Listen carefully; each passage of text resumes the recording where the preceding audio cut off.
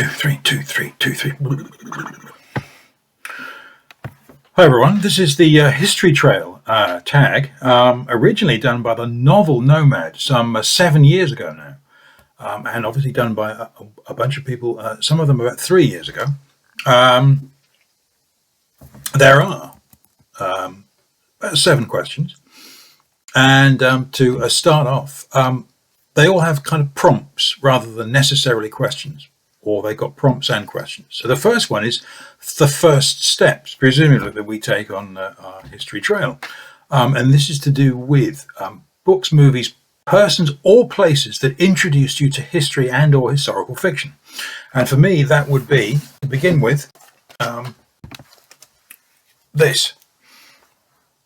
The coffee table that literally was on the family coffee table, and the kind of thing when I was a lad, probably only that tall, or getting taller, thought one day I'm going to read this, and I did, and it was a pretty remarkable thing. Yeah, I seem to have ended up with it. So, Mum, Dad, if you want it back, call me.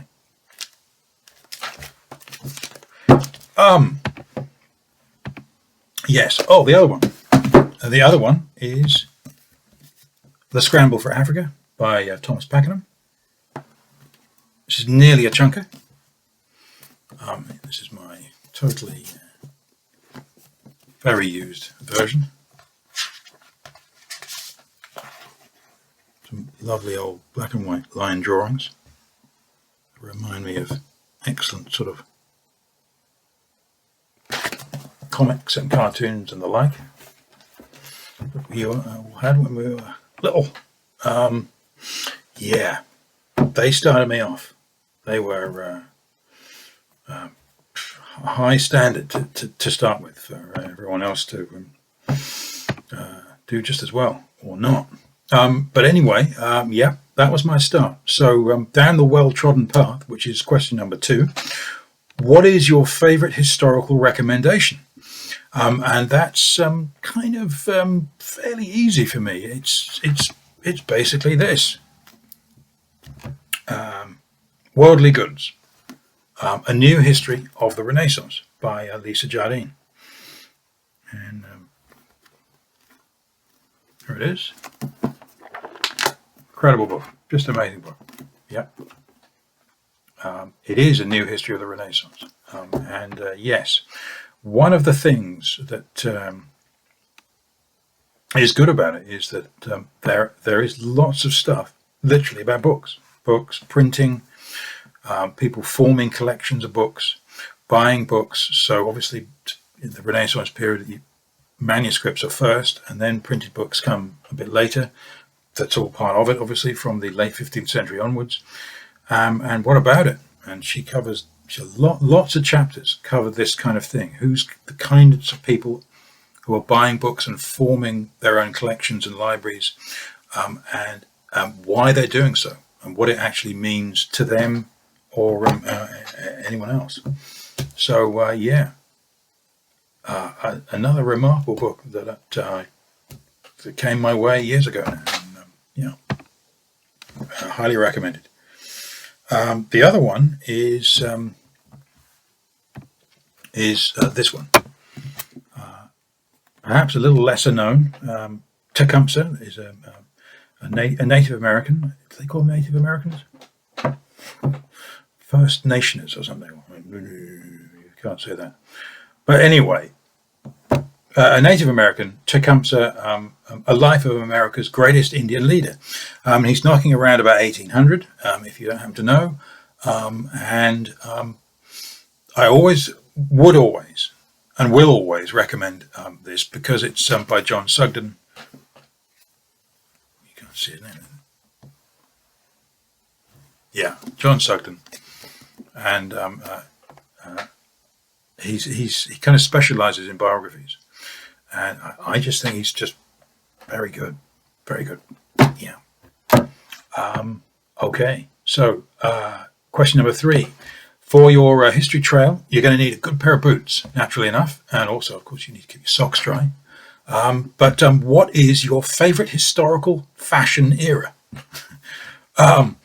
Well, for me, that would I kind of guess the 19th century, mainly because it's very near to our own era, and yet kind of different enough to notice that something's different.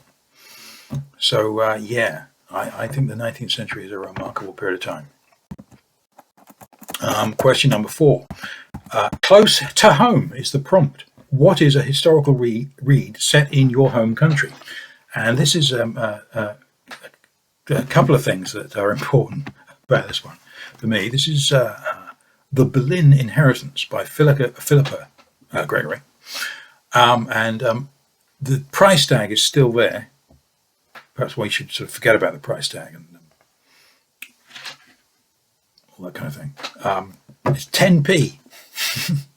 10p. Yeah. And it's remarkable in the fact that I read sort of to begin with some of it, and it's just terribly kind of moving and poignant and almost epic in the sense of here are presented two lives, two beautiful people. Basically, they're just beautiful people in the prime of life, in their early 20s. They're immortal. They're full of life. They have all the talent in the world. And there's a scene where she describes they're out horse riding and they race against each other, boy and girl. Yeah, and these two people are doomed in historical terms to destiny. Yeah. Okay, so how about the trail not taken? That's question number 5. What historical eras do you avoid? And for me, I don't avoid any eras at all, or any regions of the earth either. And that leads to question number 6, finding your way, a trail map.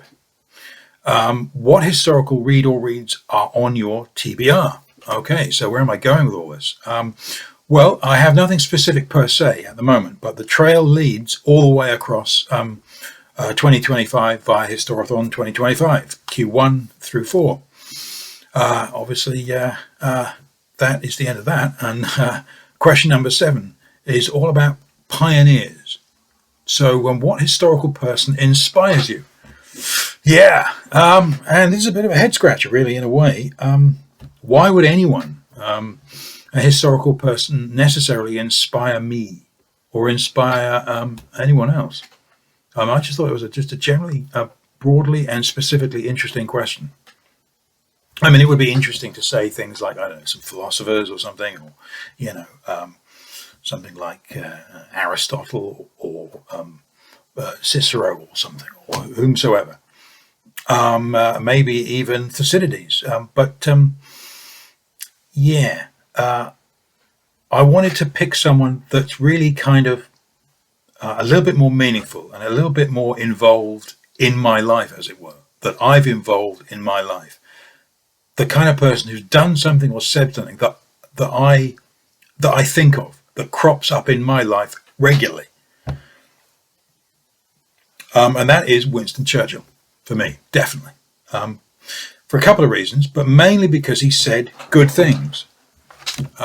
Literally, that I kind of sort of, that I have in my kind of forward consciousness.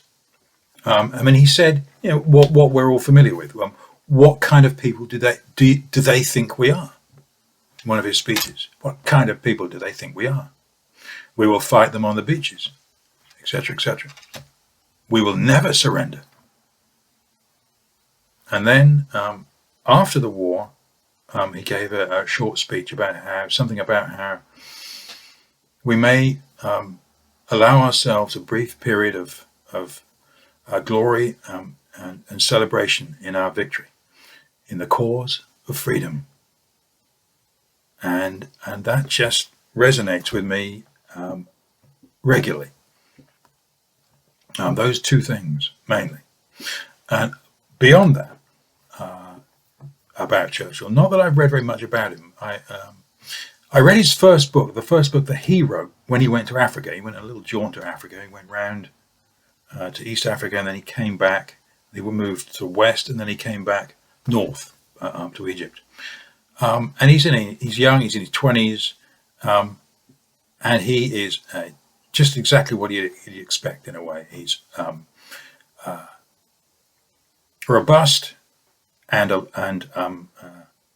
smart and inquiring and good, and kind of seems to sort of have things about right, pretty much, even in that at that young age. Yeah, that is relevant in our lives, in my opinion, and that's why he is definitely an inspiration. I mean, I've walked past his statue in Parliament Square a number of times, and yeah, I've drawn from that. There he is in statue form, hopefully for all time. So anyway, yeah. Question number 8 is to tag your fellow history nerds. So if this tag is for you, please consider yourself tagged, and enjoy it. And yeah, bye for now.